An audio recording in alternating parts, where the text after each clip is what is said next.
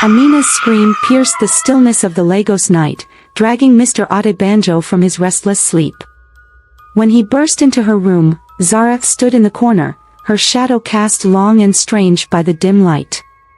"It's just another bad dream," Zara murmured with a sweet smile. But Amina's trembling finger pointed at her. "She's not who you think she is," the girl whispered. "She is a snake.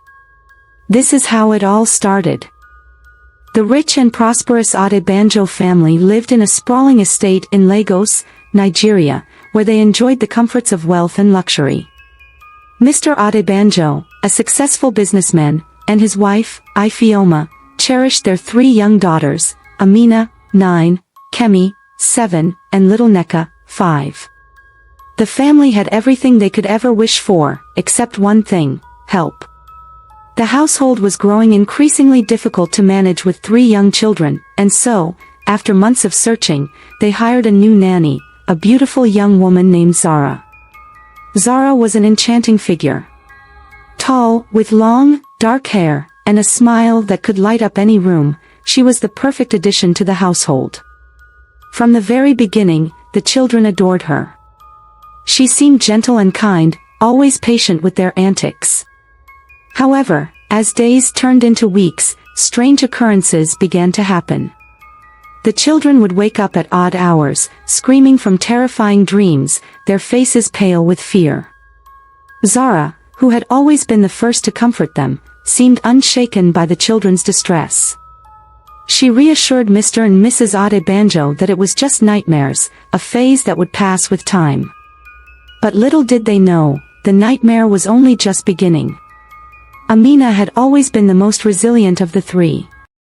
Strong-willed and independent, she was the oldest of the siblings and often took charge in the household. But on one particular night, she woke with a loud scream, her eyes wide open with terror. She clutched her blanket tightly, her body trembling. "I saw her," she whispered, barely able to get the words out. She was a snake. A huge snake, with eyes that glowed in the dark. Kemi, always the more sensitive one, had also had similar dreams. She clung to Amina, seeking comfort, though the fear in her own eyes was palpable. "I saw it too," Kemi said quietly. "Zara, she wasn't Zara. She was a snake, twisting and turning in the shadows." Nneka, the youngest, had yet to speak, but she whimpered in her sleep, as though she was reliving the same nightmare. The following morning, Mrs. Adebanjo was horrified to see faint, strange marks on the children's skin, marks that seemed like deep scratches, though no one could explain how they got there.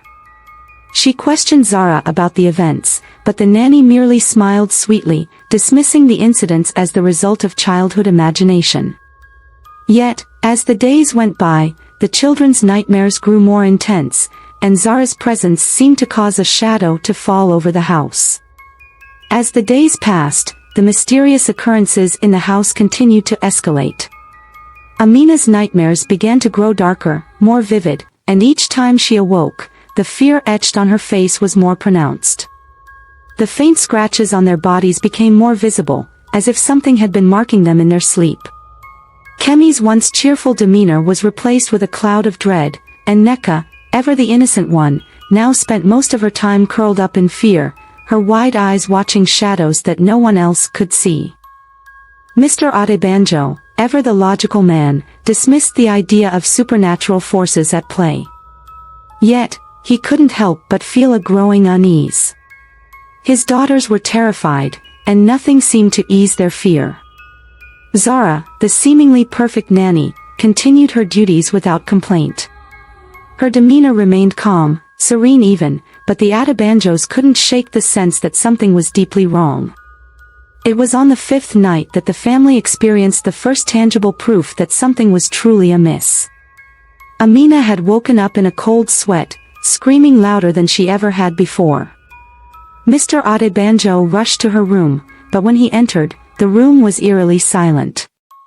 Zara stood by the window, staring out into the darkness, her eyes glinting in a way that seemed almost unnatural.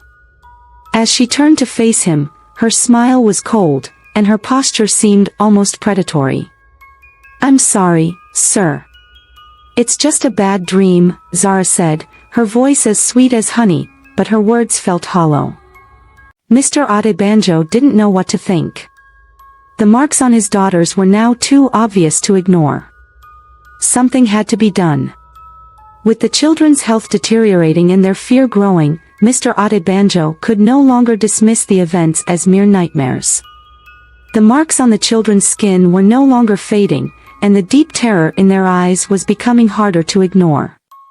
In his desperation, Mr. Adebanjo sought the counsel of an elder from a nearby village, an ancient healer who was said to possess knowledge of spiritual matters beyond the ordinary.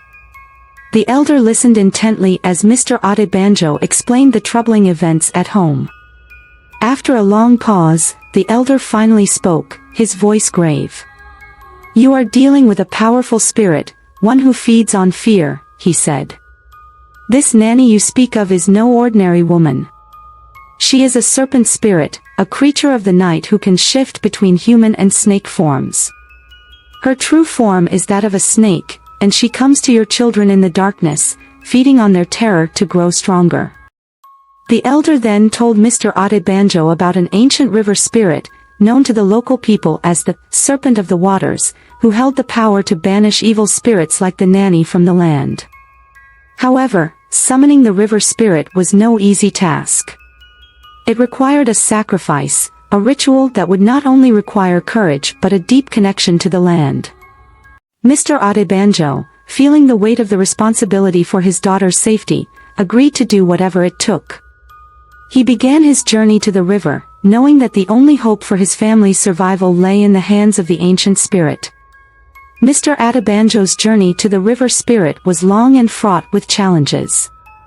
As he made his way through the dense, tropical forests of southeastern Nigeria, the landscape around him seemed to take on a more foreboding air. The trees, thick with vines, blocked out much of the sunlight, and the air grew heavy with the scent of earth and decay. Despite his unease, Mr. Adebanjo pressed on, driven by the need to save his daughters. The elder had warned him that the river spirit would not be easily summoned. It would require not just a physical journey but an emotional and spiritual one. He would have to approach the river with respect and offer a sacrifice that reflected his deepest desires for his family's protection. He carried with him a small bundle wrapped in cloth. The elder's instructions included an offering of rare herbs and a personal item of the family's, something that connected them to the spirit of the land. When Mr. Adebanjo finally arrived at the river's edge, the waters seemed to glow with an ethereal light. He could feel the presence of the spirit before he even saw it, an unsettling silence that filled the air. Kneeling at the water's edge, he placed the offering into the river and spoke the words the elder had taught him. For a long time, nothing happened. But then, the water began to ripple, and a low, rumbling voice echoed from the depths of the river. "Why have you come, man of the land?" the river spirit's voice asked, as if the river itself was speaking. Mr. Adebanjo's heart raced. He had to be careful with his words. "I seek your help to free my children from the serpent spirit that haunts them," he said, his voice steady despite his fear. "Please, protect my family and end this nightmare." The river spirit considered Mr. Adebanjo's plea carefully, its voice vibrating through the air. "The serpent spirit you speak of is a powerful force," the river spirit replied. "But it is not without weakness. Her power lies in fear, and that fear grows stronger with every passing night. You must remove the source of her strength, your children's terror. Only then can she be banished." Mr. Adebanjo understood what the spirit was saying. He had already noticed that the more his daughters feared the Nanny, the stronger the spirit seemed to grow. But how could he remove the fear from children who were being haunted every night? The river spirit seemed to sense his doubt. To weaken the serpent's power, the river spirit continued, "You must first confront the fear itself. Your children must learn to face the darkness in their own hearts, to confront their nightmares with courage. Only when they do this can you defeat the serpent." "But how can I make them brave?" Mr. Adebanjo asked desperately. You must guide them, the river spirit replied. Teach them the ancient ways of your ancestors, the power of belief, the strength of unity, and the courage to confront what haunts them. With these final words, the river spirit disappeared back into the waters, leaving Mr. Adebanjo alone on the riverbank. He had been given his instructions, but he now had to return to his family and prepare his daughters for the hardest challenge they would ever face. Mr. Adebanjo returned home from the river, his mind heavy with the spirit's words. He felt a sense of urgency, knowing that he had little time before the serpent's influence over his children grew stronger. The journey had been long, and although he had learned much from the river spirit, he had no idea how to make his daughters face their deepest fears. When he arrived back at the house, he found the children still in a state of unease. Amina, Kemi, and Neka were quieter than usual, their once lively personalities dimmed by the fear that plagued their nights. Zara, as always, remained calm, but Mr. Adebanjo couldn't shake the suspicion that she knew more than she let on. He watched her closely as she moved about the house, her every step seemingly calculated to keep the children in a constant state of anxiety. He called the children together in the living room, determined to begin the task the river spirit had given him. We need to talk about something important, he said gently, trying to calm their frayed nerves. The nightmares you've been having, they are real. But we can overcome them, together. The children looked at him with wide eyes, fear still evident in their expressions. How, Daddy? Amina asked softly. How can we stop the snake from coming? Mr. Adebanjo took a deep breath, remembering the river spirit's words. We have to face our fears, he said. But not alone. We'll face them together, as a family.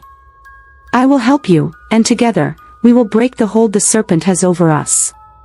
The next night, Mr. Adebanjo decided to put his plan into action. He had gathered the children in their room, sitting in a circle.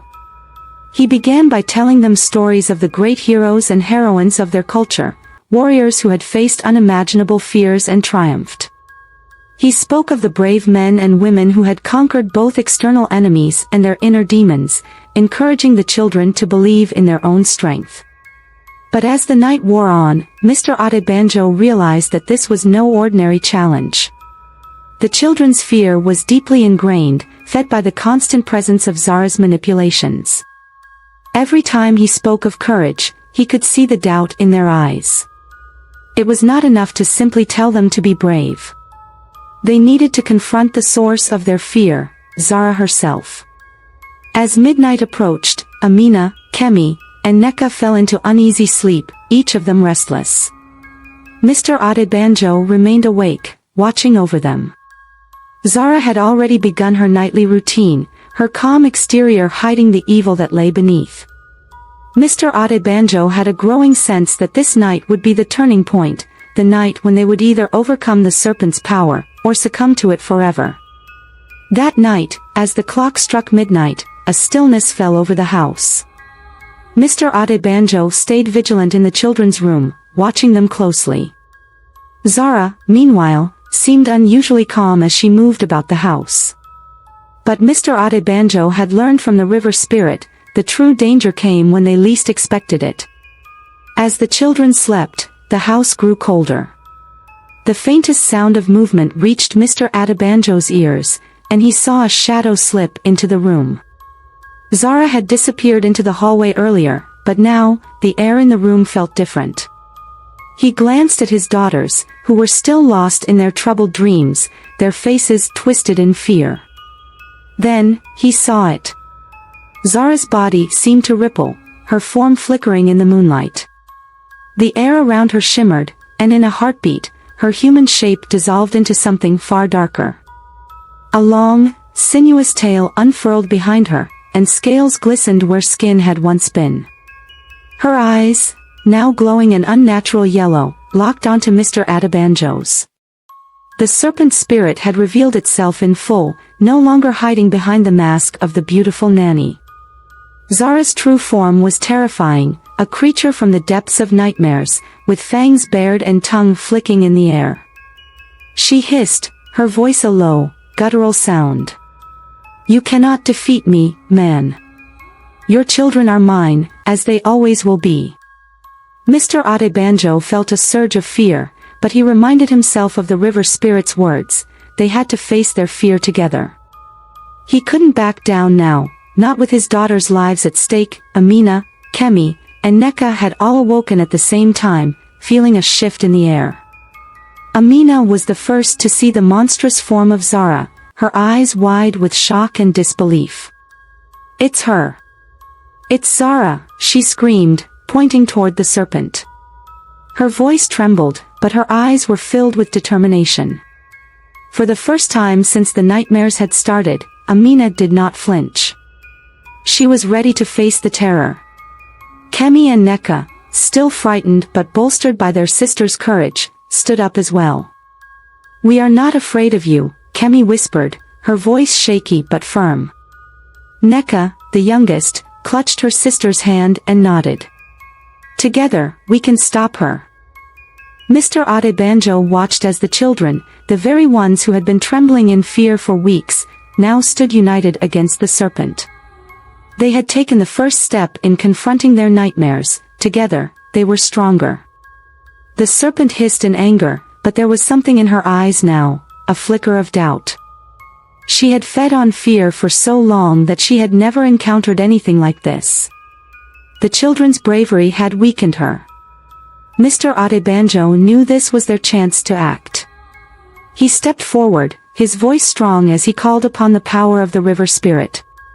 "We are not afraid of you," he said. "Leave my children, and never return." The serpent, caught off guard by the children's newfound courage and Mr. Adebanjo's defiance, recoiled.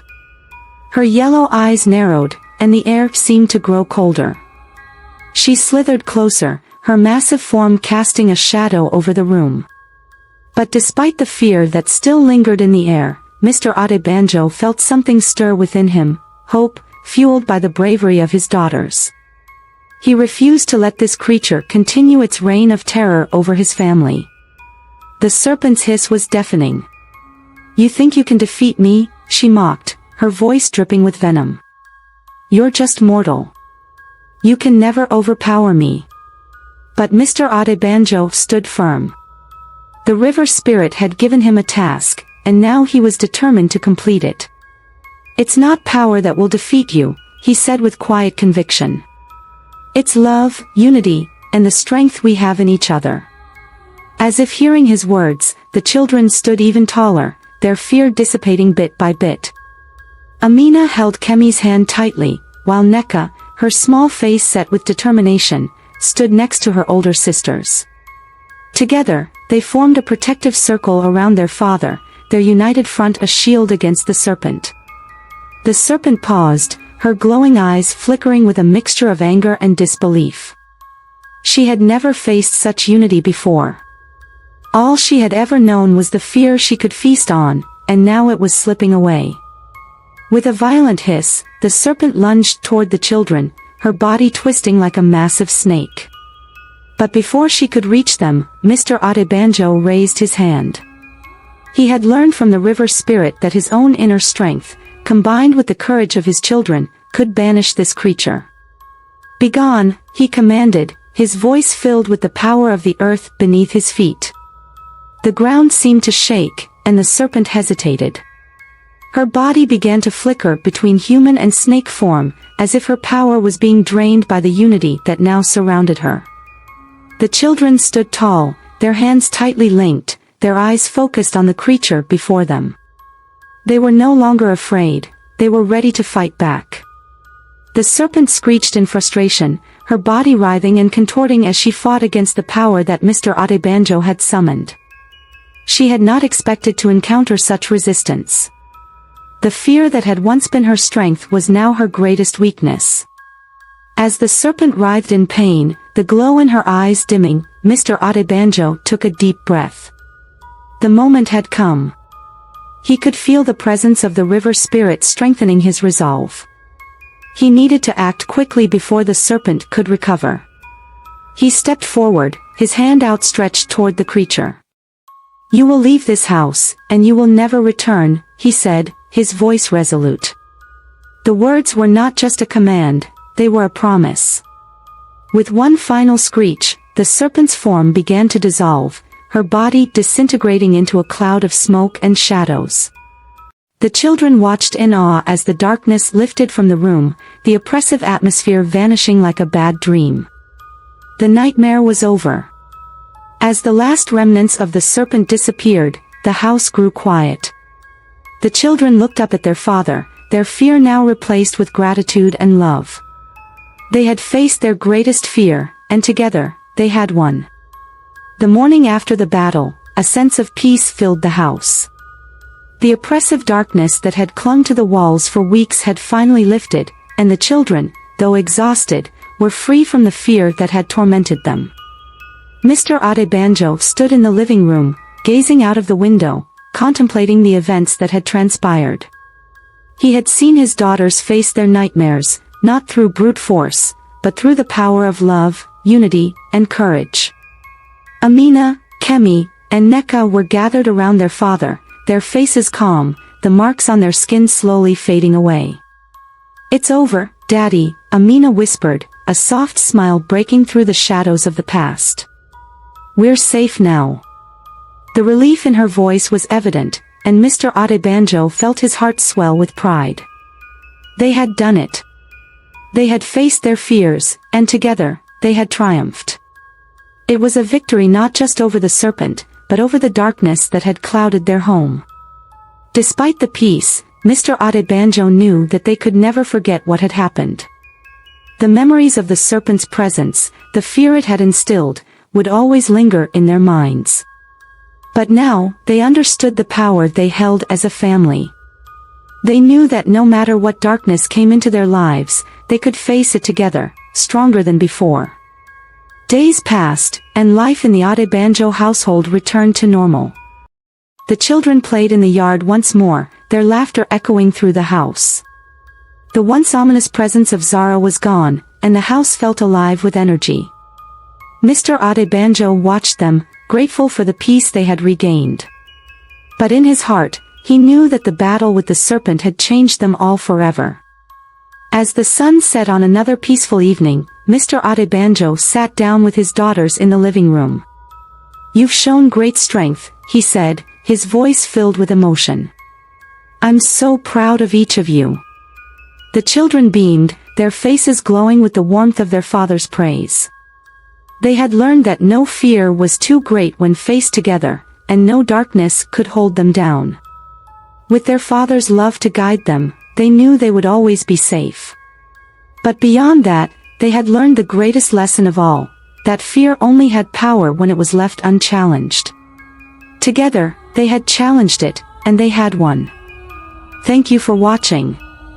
If you find this story interesting and entertaining, please subscribe, like, comment, and hit the notification bell for more interesting stories.